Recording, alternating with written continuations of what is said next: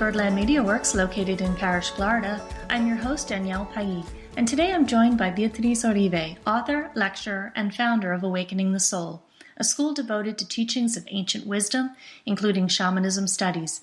Beatriz is a multicultural and trilingual entrepreneur who left an extremely successful 17-year career in strategic planning and marketing to pursue her calling as a spiritual teacher. Beatriz, thank you so much for joining us today. Thank you, Danielle. It's a pleasure to be here with you today. I'm so excited to have you on the show, and I can hear your adorable little puppies in the background. So what kind of puppies do you have? I have 2 black schnauzers, and they've been coming back over and over and over, lifetime after lifetime. So can you begin first by telling listeners a little more about you and your work? Yes, it's, I started in a more traditional way. I was born and raised in Guatemala, and I had parents that loved the Maya, and the Mayan Indians in Guatemala when I was growing up was about 70% of the population. So my mom decided that we needed to know our country before we went outside and got to enjoy some pretty awesome visits to the Mayan highlands. Guatemala is spectacular, and see ceremonies and witness a lot of different customs that are very different from who we are today and what we are today. But I also grew up with a lot of instability, government, political. So we knew since we were very little that we would come to the United States for college. And in fact, we were learning English since we were 5 years old. So grew up pretty bilingual, stayed here for graduate school, and then started the typical corporate career because that's really what we're set up for when we're little, at least at my age. And so went into corporate with big companies, with Motorola, went also with Whirlpool. And it was for 17 years in the area of strategy. But within a few years in the corporate life, started feeling a void, and it was at the beginning I felt bad because I had everything that was supposed to be success. I had the great job, I had a house, I was in an incredible relationship, and I still wasn't happy.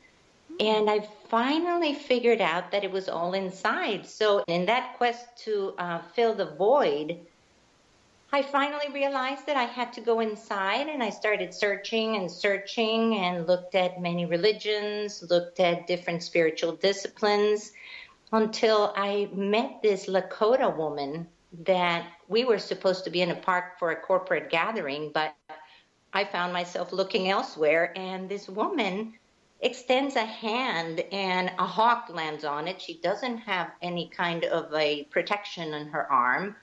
Then the hawk leaves, and then she extends the other arm, and butterflies land on her arm. And I thought, this is magic. This is what I grew up with. So I approached her, and initially she stared at me for quite a bit and said, "You're not ready."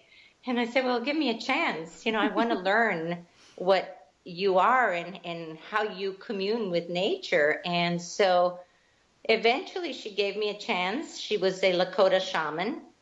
And I studied shamanism at the same time that I was still in corporate America. And little by little, the spiritual life started calling me more and more. It made me happier. I had filled that void inside, and still working with corporate now on a consulting capacity. People would say, "My God, you look so peaceful. Can you help us?" So, little by little, and with a few very incredible experiences, I started Awakening the Soul, which is known as a mystery school. And the main intention is to help people regain their power and live in peace. Oh, what an amazing story. And I love that you said that you grew up with magic. I mean, how many people can say that they grew up in magic or recognize it? So actually, I want to ask a little bit about the school. You said it's called the Mystery School. What does that mean? A mystery school dates back to Egyptian times, and it's where people go to learn ancient wisdom and to learn about the sacred, not from a religion standpoint, but more from a direct merging with the divine, a mysticism, if you will. Okay. So that brings us to today's topic, which is shamanism, spiritual practices for personal growth. Now, I know this is a very big and multifaceted question, but can you briefly tell us what is shamanism? Yes, that is a huge, huge question. And let me just start by saying, what is a shaman? A shaman is someone who travels to alternate realities in order to bring back balance. Balance to a person, to a family, to a group, to a community. So shamanism is really an attitude. It's a discipline. It's a way of life. It's not a methodology. It's not a religion. It's a deep reverence for nature and awe of creation where Mother Earth is at the core of everything, but it's also a deep connection with the cosmos where Great Spirit encompasses everything. And it is also a deep knowing. I call it the discipline of the rebels because it's a deep knowing that anything and everything is possible. Because it's a discipline of the soul, we usually see the unlimited, the possibilities, the infinite, where, human limitations like time, like space, like probabilities or what is possible or not possible don't really play a part. This means that you have to be very creative in how you tap into this unlimited possibilities that are available. And what shamans do is they continuously reframe their reality. And this reframing and redefining is to be able to find, almost seeing between spaces, to find a possible path that will take you out of the confines. It's also a way of seeing life that enriches you. For most of the times, you're an observer in shamanism as a shaman. It's almost like seeing a movie in your own life. You do get involved actively in bringing balance, in healing, in transmuting, which is radical transformation. But you're removed enough to realize that what you're witnessing are lessons in the path of mastery. You don't take yourself so seriously, even though you take your work very seriously. Mm-hmm. But it is about breaking all the rules of what is possible. It's about creating alternatives that defy the impossible. Shamans negotiate directly with Great Spirit, with God. And for example, how do we negotiate? Well, we go to places or alternate realities where you can actually speak on behalf of a community or maybe a forest or a storm that is passing, and you ask for it to be altered, to be more balanced. You also move into altered states at will, so that's defying what is possible. You let go of the need to understand. Healing precedes understanding in everything that you do. And you get to a point, Danielle, where you follow intuitive guidance without stopping, without really needing to explain, understand, or make sense of it. The other great component about shamanism is that you're in emerging with the world of energy, and most shamans develop a very, very strong relationship with spirit allies. That was probably the best explanation I have ever heard, and it actually draws up about 5 million more questions that I know we can't get into today. But thank you for that background. Now, with shamanism, I notice with other religions and philosophical schools of thought, they can be traced back to one or two main areas of the world. And to me, shamanism is unique in that many cultures all over the world seem to have roots in some variation of shamanic practices. Can you talk a little more about the history of shamanism? And you touched on your school of thought, but maybe go into it just a little bit more. Yes, it's all over the world. The word shaman with an X, X-A-M-A-N, comes from Siberia. And that is about 100,000 years old. It's a very intangible spiritual discipline. And the general context is one who bridges the spiritual world and the physical world. As you know, in many of these cultures, whether it's Southeast Asia or Russia, the Ukraine, Latin America, North America, the wise people of these tribes were the shamans, and they were the people that the entire town or some people of the town would go to try to make sense of their lives and to try to make sense of what was the place of the human within the earth, or to make sense of how the stars interacted with us. So they were a pretty integrated part. And in Siberia specifically, even in modern times, because the Russians did not have the means to send doctors up into the Altai Mountains in many of those places, they would actually hire shamans to be doctors in those regions. So, that's kind of a roundabout way. Now, as far as my own specific school of thought, I think most of us in this life on Earth are avatars. We've collected a bunch of stuff from many other lifetimes. And in my case, my training has been Native American shamanism, Maya shamanism, Inca shamanism. It all started trying to help my father when he had leukemia and find an alternative to chemotherapy. But obviously it ended up being my passion and my path. And I travel the white path of shamanism, which is a light path. It's not about getting into darkness and undoing darkness. It's very much about creating light and creating peace. I don't know that I could pinpoint myself to a specific school of thought, because shamanism is so moldable by the person that is actually practicing it. There is a grandfather of shamanism today in the United States called Michael Harner, and he talks about neo-shamanism. And the difference between neo-shamanism and the traditional shamanism is that there's a real strong attitude that you must heal yourself before you move into healing others, into healing the earth, into bringing balance. In the past, shamans were more about whether you had the gifts, whether you were selected by the existing shaman to be trained.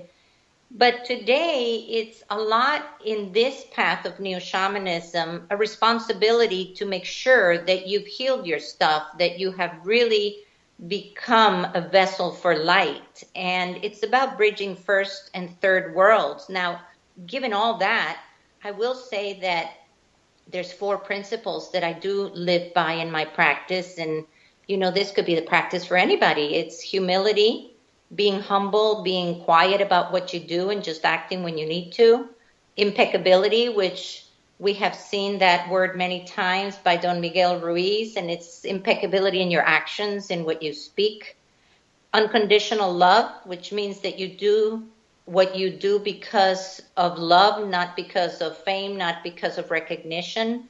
And purity of intent, where your intent is to do the best you can, period, without defining what that is. And those are beautiful things to just remind yourself every day, because you go and you hear, talks like this, and you for people, whether they go to a church or to some spiritual gathering, and they leave with, yes, I'm going to be a good person. But I would think, at least in my own life, those kind of things are something you need to remind yourself daily, because it's so easy as soon as you go out in the world to get like, with everything. I also really loved that you talked about the way that shamanism as a practice has evolved over history, that it almost sounds like now it's more of a choice versus you're chosen. So do you think someone can say, this is my choice, I choose to walk this path, versus a shaman having to say, you're chosen? It's an excellent question, and I believe it depends on where you're living, Danielle, because if you are in many of the third world countries, this is still selected by the shaman of the group or of the tribe. But if you are in the first world, where many people are recognizing the value of shamanism, mostly because it goes all the way to the soul, it surpasses your mind and any manipulation that it can make, then you're going into this neo-shamanism. But what I feel is the bigger difference is that in one, you're responsible about healing yourself before you do your work. In the other one, you learn these great ways of dealing with the cosmos, with the earth, and with people, and just practice them. That's an interesting distinction. I find it really interesting now with different spiritual beliefs that many people can easily say, I am a Buddhist, I am a Christian, or I am Jewish, whatever they believe. However, I've noticed that some shamanic practitioners are loath to say, I am a shaman. and they seem to struggle with defining the I am statement. Like they might say, I am an animist, or I am a shamanic practitioner, or even a shamanist. Can you explain why there's such a struggle to identify their spiritual identity? Yes, spirituality is really about the absence of self when we're dealing with the soul. It's only when we deal with the self, with the ego mind, that we need an identity. Shamanism is really about humility. We practice shamanism, but we're really just a soul having a human experience. And part of our medicine wheel that we do when we embark on the shamanic path, there's the direction of the south, the west, the north, the east. But in the direction of the west, we actually shed our identity because we're not defined anymore by what we do. So there's no need to identify with a word that society can use to describe you. In fact, because it is about humility, we really are average people on the road, and we just act when we have to. Well, so, and I wonder how, like, for example, if you were on the street and someone said, what do you believe? Do you say you don't feel the need to identify, or how would you answer that question? In terms of what I believe in respect. I believe in doing the best that you can. But if people ask me the typical question that, before when I was a corporate executive, it's like, well, I do this and I do that. But right now, I don't know that I do. I am, but I am not. And so what I answer to them is I teach people how to live in peace. It's the simplest way to deflect the question of identity and just continue doing the work I need to do. So I'm curious. I know, say, in Buddhism, a Buddhist will tell you Buddhism is not a religion, but those spiritual principles can be applied to other religions. Would you say that the same is true of shamanism? This is a very interesting question, because shamanism is a way of living where we acknowledge our connection with everything that we see and everything that we don't see. We work with the unseen world and with the seen world. So if by applying to religion, you mean the conscious merging with the divine, then yes. If it is about applying those 4 principles that I spoke about before of humility, of purity of intent, of unconditional love, then yes, it is the same. But the principles, as you said yourself, are applied to life, to how we deal with our passage on earth. In shamanism is a lot about integration and connection. We really do believe that we are in the Garden of Eden. We were never really kicked out, versus the world of separation and of the many religions. So I don't know that I would say the principles can be applied specifically to any religion, but more to life in general. So you actually once said to me, for me, shamanism is the most quantum avenue of transformation and of accessing our own higher wisdom. Can you explain what you mean by that? Yes. You know how I said at the beginning that shamans are rebels and that what they do is to try to defy the impossible, and that when they really get engaged with something, they're not really specifically involved themselves. They're doing their work, but they're observing it. So because it is a traveling to alternate realities, it is quantum avenue of transformation. The more removed we are from the self, the closer we get to our soul, and therefore we're not attached to whatever changes come. Changes are just a part of life. So transforming is a continuous way of life in shamanism. In fact, when we want to change the world, we change our perception to it, and the non-attachment to what is there allows you to continuously be reframing and changing. It really is part of bringing that balance. I'll give you an example. Right now in these times of ascension that many of us hear about, and I do have a blog about it in my website on ascension, these are times when we really are recognizing a greater part of us and of our connection to the divine. We're not just living as mere mortals. We're actually moving beyond that to redefining the earth. And we have seen with technology the acceleration of time. There's so much information. Everything is happening so fast. So in shamanism, we step out of time and space. So we are able to observe those spaces in between time and affect them very fast and then move out. So shifts are consciously made at the energy level, and then they manifest emotionally, physically, mentally. We don't really engage with the ordinary world. So, for example, someone recently in one of my classes said to me, well, there's a lot of conflict in this area, and we really need to get involved and help them be able to peacefully part. And I said to her, how about dreaming the world that you want? I said, rather than engaging at the literal level, why don't you just dream the world that you want and the way that you want these people to interact and begin to feed that?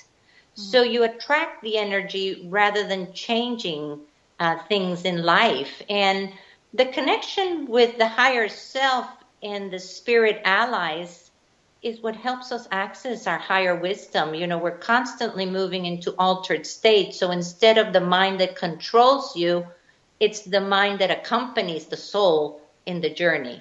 Yeah, and that's a really interesting point, just because whenever I've had conflicts with people, I've actually had a meditation where I imagine I'm talking, my higher self is talking to their higher self, and it sounds silly to some people listening, but it is amazing how I've seen relationships in work in particular completely shift just by doing that because of that energy. Now, I did have one other question, kind of getting back to when you mentioned stepping out of time, and you also mentioned constantly reframing. So if someone had childhood trauma or something in their past, could they go back and reframe those situations in order to heal in the present experience? Absolutely, and that's a brilliant question. And, I do that in my classes. I actually have guided meditation recorded on that. Yes, you do go back to your childhood. Remember that in the stepping out of time in shamanism, what it means is that we don't go linear from past, present, future. It's a circular time. And so the past alters the present, alters the future. The future shows us glimpses of what we can alter in the present so that we can have a higher possibility. So yes, what you do is you go back, and instead of going into the pain of the situation, you try to look at it from the perspective of your soul. What did my soul want me to learn from this? There are no victims.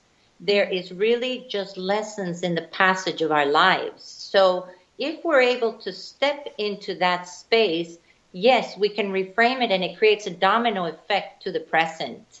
We also can do soul retrievals in shamanism and bring back that soul part that left as a result of trauma, but that also took a great gift that you had and a lot of amazing clarity that we have when we're younger. Wow. So you've already touched on this a little bit. What can we do with shamanism in today's world? My God, it's just incredible. I was joking the other day with a friend of mine and said, I think shamanism is going to become a 101 course either in high school or in college or thereover, because we're in an era of tremendous change. A lot of our systems are either failing or falling, whether it's educational systems, naming just about every kid ADD, ADHD, or with learning disabilities, or the medical community, or the governments, the economy. So we're in an era of tremendous change. And as I said before, shamanism is about changing things, about changing perceptions or energies. So one of the things that's amazing, and I will make it akin to the hummingbird, it's the ability to stay centered amidst a world of chaos. There's always a center that is perfectly stable and still amidst this world of chaos. And it also moves us, shamanism, into domains that empower us. We call it the mythic domain, where you see everything from 50,000 feet, and it allows you to learn the lessons without being devastated. Similar to what you mentioned about speaking to the higher self of someone, it also allows you to participate in helping others regain their balance, We're involved in creating the world becoming, one of my favorites, that, every Saturday night, the people that I have studied with and that study with me, we open our mesas. Our mesas are our medicine bags, and we actually move into altered states to try to see what the most beautiful world possible could be. And we feed this world of becoming. We also are able to dream our future into being in the present moment. Mm-hmm. And shamanism brings you into harmony with everything within and around you, regardless of change happening. It also helps you affect things positively because you bring energy from alternate realities. It helps you transmute your wounds very rapidly because just like you asked the question about someone going back to their childhood, in shamanism, we don't take things personal. We understand that we signed up for many of these lessons, so we learn them and we keep going, trying to heal before realizing the lesson, before understanding, and we know that the rest is going to come when it needs to come. And I think that was something you said about a minute ago was the thing that really resonated with me. The hardest thing that I had to learn is not to get so emotionally attached to things, because I would spiral and get about something. And when you find that center, that little piece of quiet, you can almost distance yourself from the situation and look at it more objectively. And to me, I learned a lot of that with journeying and meditation. So can you tell listeners who may not be as familiar with shamanism a little about journeying and how it is different from meditation? Yes, journeying is a more active engagement of the five senses and intuition, and then other senses that are magical usually come up. They're engaged. It's not passive. It's not silent.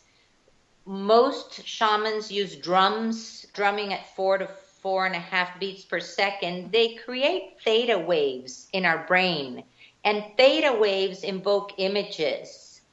The other thing that you do with journeying is you set a specific intention. So instead of like meditation where you're just quiet, you're actively pursuing something, whether it's to heal, whether it's to change a relationship with something, whether it's to understand something, maybe to shift that young experience that you had. The mind is engaged, but at an unconscious level. So it's not resting, but it's not controlling the experience. It's almost like it's going on this wonderful little story while it's synchronizing a heart and brain connection. So journeying is more about actively participating in shifting something versus a sitting in absolute stillness and silence to just integrate with yourself. Thank you. So I want to share just one little personal story here because it leads us to the next question. So I remember in my own practice when I first attempted a journey, I had the drumming music playing on a CD. I was lying down on my yoga mat with my eyes closed, and I was thinking, how am I going to know if it's real or if I'm just making it up? And the answer came to me when something completely impossible happened. So I set the intention of visiting a past life, and I boarded a boat and imagined all these little islands around me represented my past. And I was going to visit the one most relevant to the question I had in my mind at the time. So the first thing that happened is I floated to this very ugly island, and it showed me an unpleasant past, and I was cold and I was hungry, and there was this miserable war. You know, not at all like I would have expected to be Cleopatra or some magical princess. So I immediately and very consciously tried to board my boat and leave. But every time I imagined myself leaving the island, something kept pulling my boat back. And I want to say I wasn't afraid. It wasn't like, oh, I'm going to get stuck in this world. I knew I could wake up and come out of it at any time. But I was really frustrated because I'm like, I really don't want to be here. And I could not leave until I actually had the answer to my question. So to me, that was a very powerful, okay, I couldn't have possibly made that up. So what do you say to students who ask, how do I know I'm not making it up? And to those who might fear, how can I be sure I won't get stuck there? Well, it's a brilliant question because most students ask that same thing. They said, how do I know I'm not making this up? And for me, that denotes humility from the student. As you become more proactive in your relationship with your spirit allies, then this sense of journeying and of knowing you're not making it up becomes stronger and stronger. Your intuition solidifies, you trust it more. And eventually the events in your life will show you that you're really not making it up. So when someone asks me that, I almost smile, because I love that they're going into it with the freshness of, I'm not going to manipulate this, versus other people that tell you these Batman and Robin stories and you go, okay. So someone that asks that question, I love that. And I just encourage them to continue journeying, because eventually the true voice will be the one that they can listen to, and they know they're not making it up. As far as getting stuck, that's part of what we work in shamanism. And one of the 4 directions of the medicine wheel is facing fears.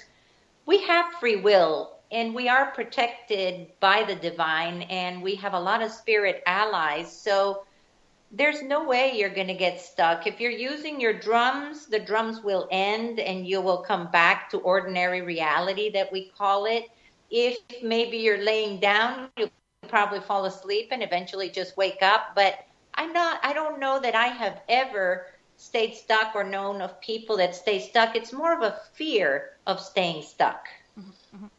And I like what you said about developing that trust, because I remember when I first had any kind of experience, I would go to Google and be like, is this normal? Like I'd research, have other people experience this? And then now you get to a point where, that still happens, of course, but there's more that sense of knowing, like, oh, I know it's right. Even if nobody else knows it's right, I know it's right. So I like the fact that when you develop that relationship, that trust comes. Now, and sometimes too, Danielle, you can ask your spirit guides, show me something that's going to tell me that you really have talked to me, or that I really saw this. And they will. I mean, they conspire to show us that they're with us.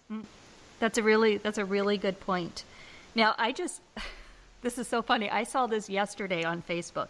It seems that if there's a Facebook quiz that promises to answer the question, what's my spirit animal, everyone is going to take it, and I see these all the time. And they're usually told they're a great eagle, a wolf, or a tiger, or a bear, or something really majestic.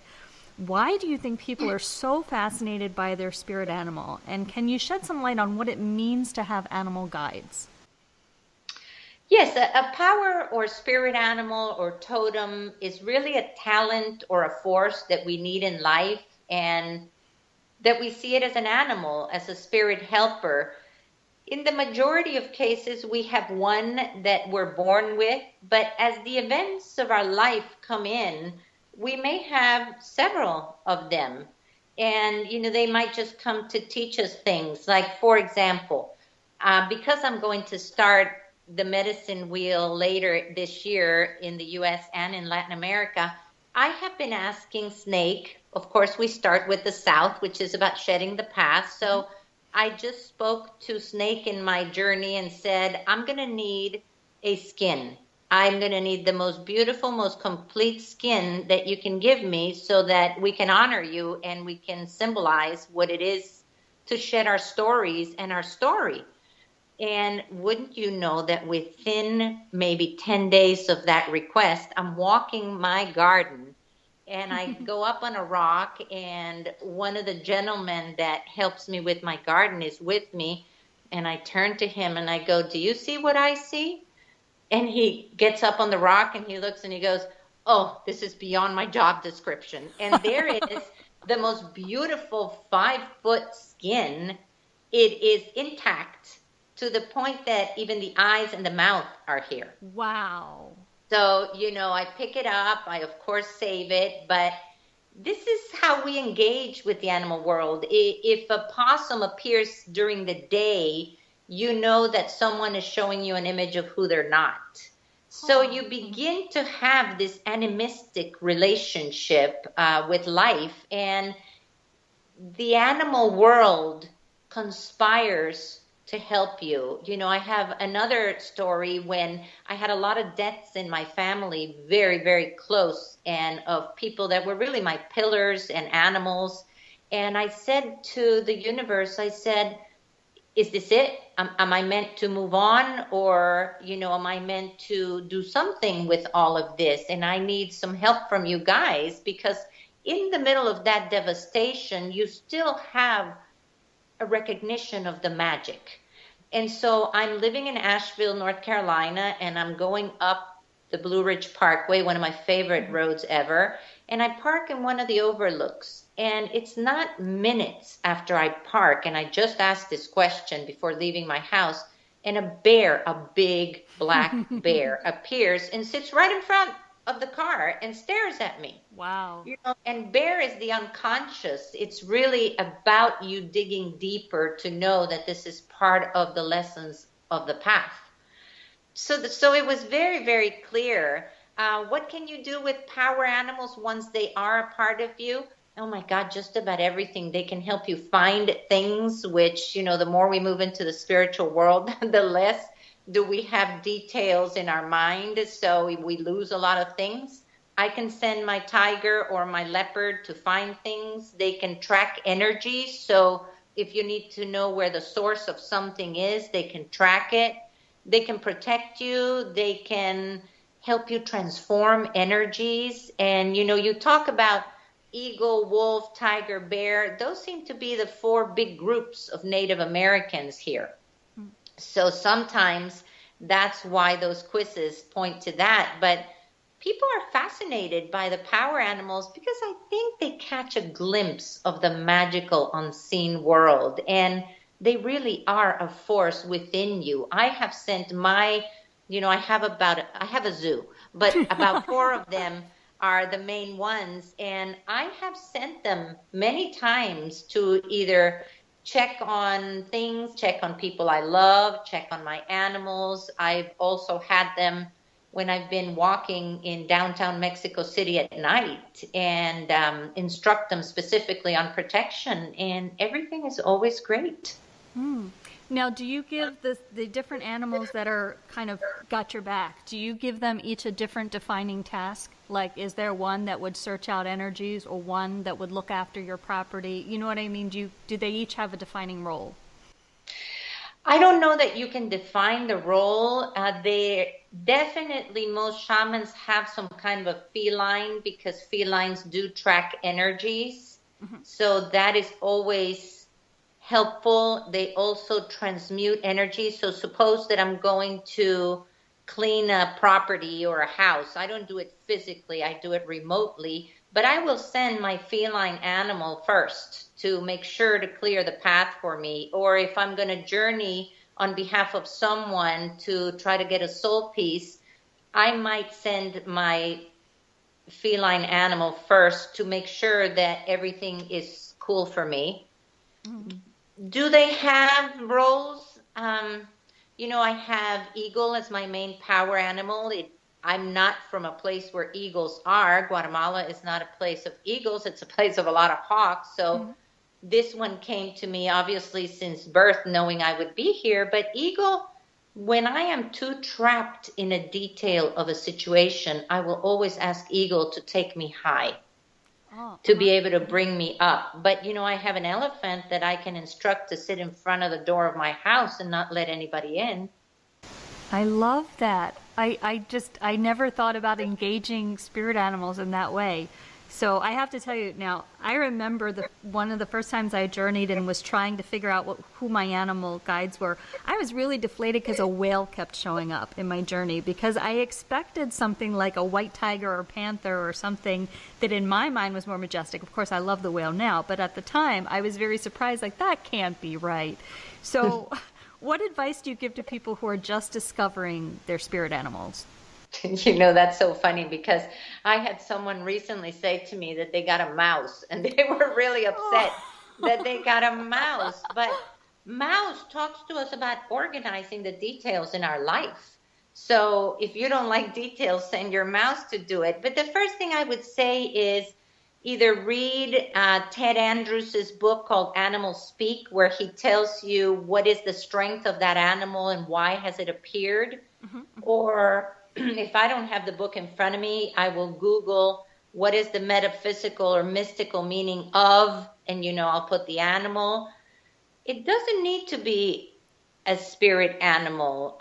You can just observe what animals keep coming and check out their meaning. So I would say look at these sources so that you almost remove yourself from your own judgment of what the animal can do.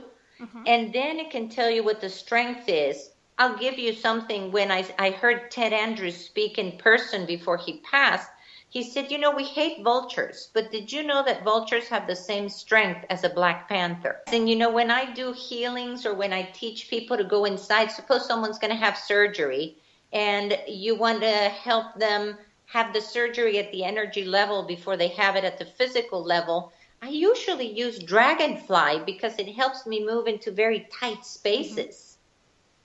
So it's always perfect. Whatever comes is always perfect. Okay. Now, if someone wants to learn more about shamanism, where would you recommend they start? Shamanism, Danielle, is such an intangible discipline. So I would say if you're not going to experience it by going into an actual medicine wheel or program, first start reading. Start reading about different teachers. Alberto Violdo, one of my favorite.